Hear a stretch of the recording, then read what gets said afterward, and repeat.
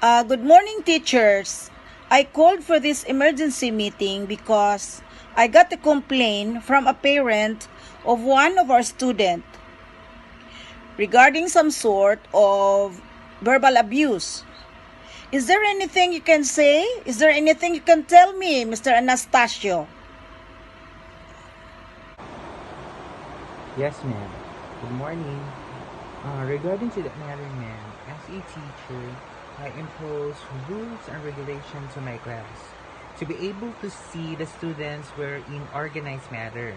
Now, the output of the students were sent late to my subjects, and the deadline was about 2 weeks ago. I just talked to the students to be more responsible and do their parts as a students.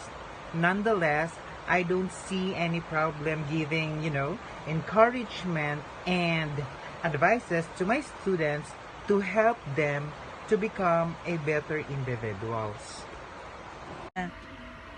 It was also reported that both of you, Miss Arances and Miss Sun, were present when this happened. Do you have anything to say, Miss Arances? Yes, ma'am. It was happened yesterday morning when his two students was arrived and passed their answer sheets late. So Mr. Miko Anastasio raised her voice and angrily told to them that he could not accept their answer sheets anymore because it is too late, and also told them that they are both failed in his subject in that said quarter and no more reason behind it. And what about you, Miss Sun? Is there anything you can say? Yes, ma'am. I do believe what Mr. Miko acted on that child is right, because that child is a very naughty child. He is a very irresponsible student. In fact, in my class, he did not pass all the requirements for first grading, so he really needs a tough hand, a really tough hand. Please remember that we as teachers have a great responsibility in molding the values of our students, no matter what the case may be. We should show good example to our students. As teachers, we should learn to control our temper and use appropriate language. The children are here to learn, and that includes building their character.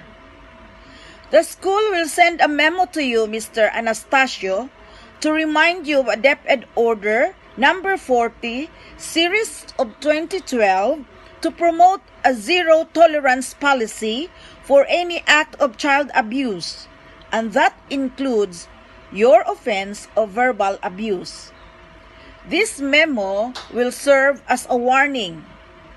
I hope there will be no incident of this kind in the future. Meeting adjourned. The video that we just portrayed, or the play rather, that we just portrayed, is an example of a bureaucratic style of leadership. The leader, being the principal of the school, is directly pointing to the teacher involved without even asking the reason of the so-called verbal abuse. It has a defined management ranking of authority.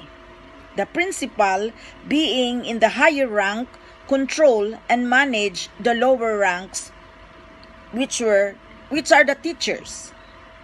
In a bureaucratic management, every subordinate is controlled by terms and policies. The principal, being a leader, need to be very strong to maintain a well-structured framework of leadership. A bureaucratic leader, like the principal, clearly define the role that the teacher should follow.